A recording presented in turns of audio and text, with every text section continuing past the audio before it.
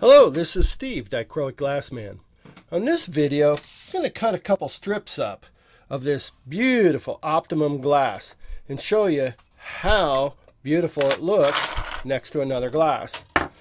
Even though some of these textures are very intimidating, this one's called a Legre. Sometimes, yes, you're going to have a difficult cut. But that happens in a lot of companies, especially reds. Reds are very brittle. They use selenium. They use other minerals as well in some glass, and it's very hard to cut. And that's good glass on a good day, that some companies produce a glass that's tougher than others to cut. You've probably already experienced that in your stained glass career. It's happened to me many times. And you go with the flow. Some glass is that way.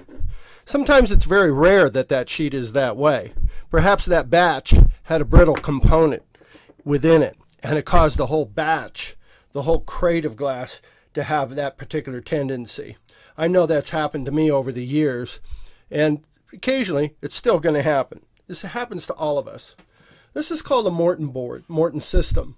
I've got the old system. It's been revised. I don't care for the new one. This is a heavy texture. This is a ripple glass. Again, a texture you're going to want to start becoming familiar with a ripple bit to break down these edges if you're going to do copper foil. Now, you could cut the glass with the ripple. Might not produce the look that you're looking for. So I'm going to plug it in to my Morton board and making sure that I have oil on my cutter.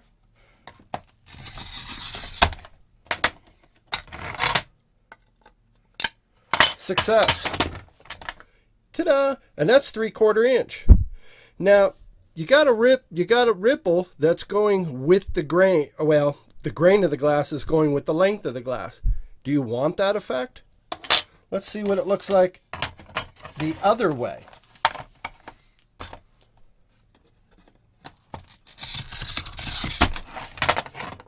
Didn't make real good contact in the middle of the glass. Let's see. I'm going to come from both ends.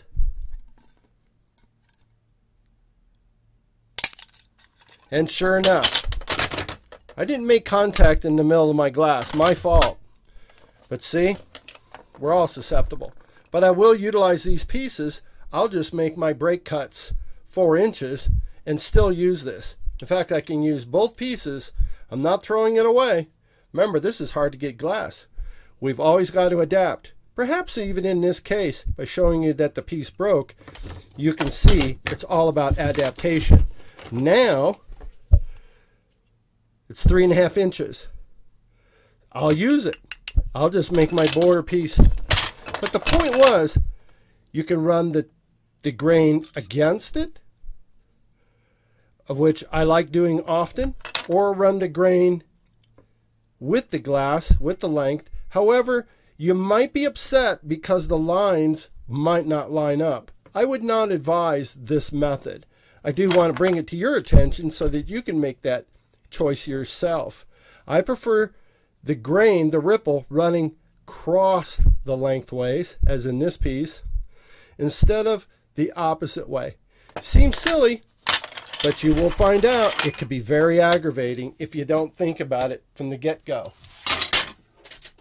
Here's a little piece of strata. Let's see how that looks. That should cut like butter. I'm going to move my blocks.